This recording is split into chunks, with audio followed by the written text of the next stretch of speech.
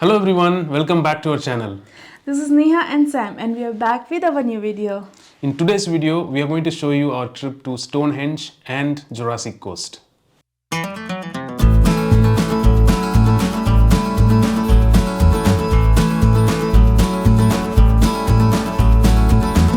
As you know, we were staying in London. The plan was to visit Stonehenge and Jurassic Coast. Stonehenge is about 85 to 90 miles from London, and from Stonehenge to Jurassic Coast it is about 50 to 55 miles. So we decided to first visit Stonehenge and then continue our drive to Jurassic Coast.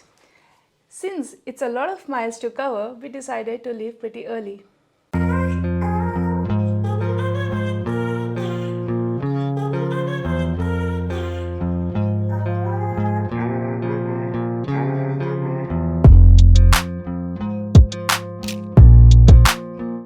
We drove for about an hour and then we stopped for a quick coffee break.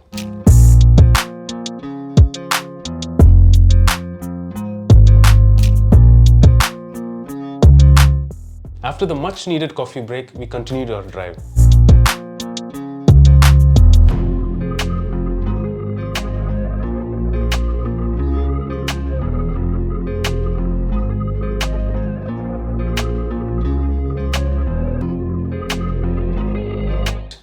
We reached Stonehenge after 2 hours of drive from London.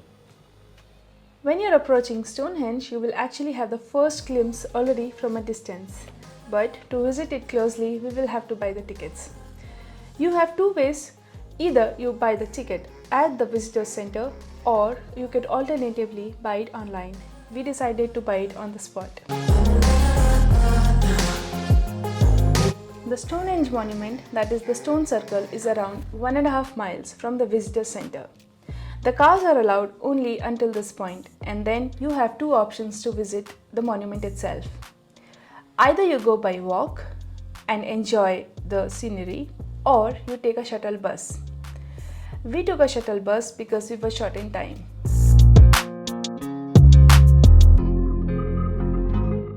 Stonehenge is perhaps the world's most famous prehistoric monument. And of course, the Stonehenge and its surroundings are part of UNESCO's list of World Heritage Sites.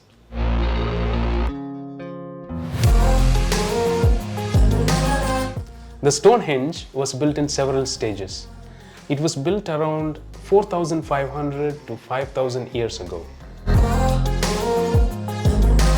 Many aspects of Stonehenge, including how it was built and for what purposes it was built, remain subject to debate.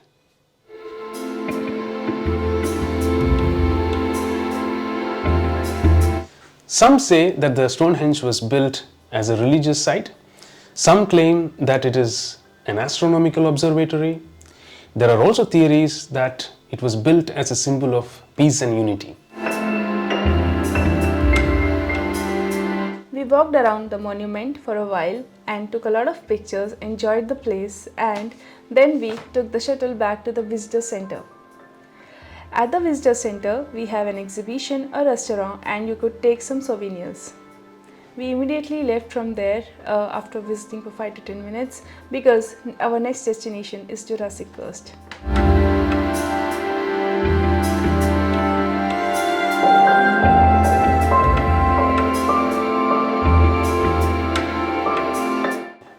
In Jurassic Coast, we are planning to visit two places.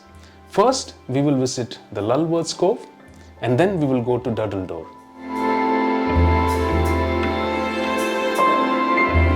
Once we were in the countryside of England, the drive became prettier and prettier.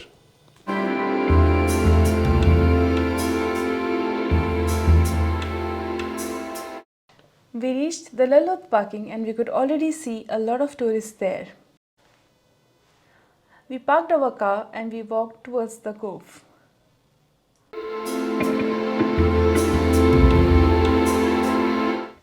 This is a naturally formed cove and is visited by 500,000 visitors every year.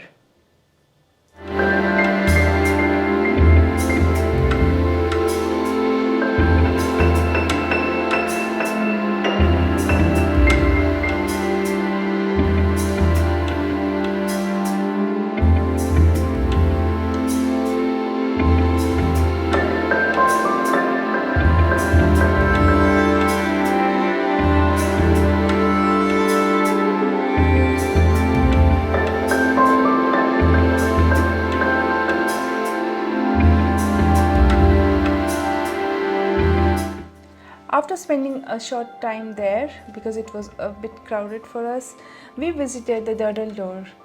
We drove from Lulworths parking to the Durdle door for about 5 to 8 minutes, and the parking ticket is actually shared between the two places.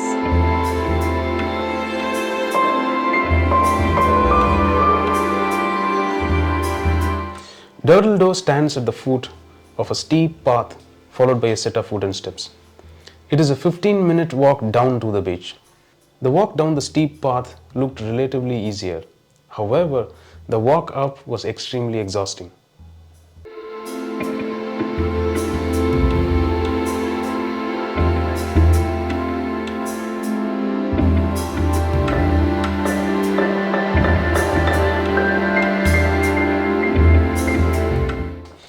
Once we reached down, one could not think anything beyond the scenic beauty of this place.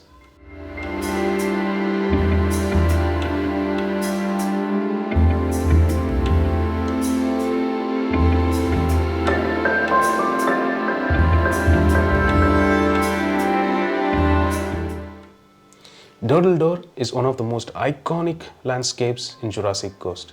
It is a natural arch formed from a layer of hard limestones standing almost vertically out of the sea. After spending time in Durdle door, we had to climb all the way up. Trust me, it's really exhausting.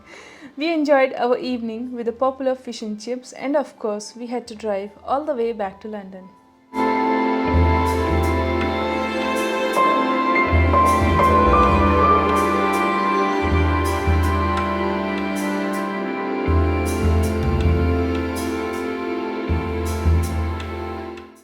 Hope you enjoyed this video. Thank you for watching. Please click the like button if you enjoyed watching our video.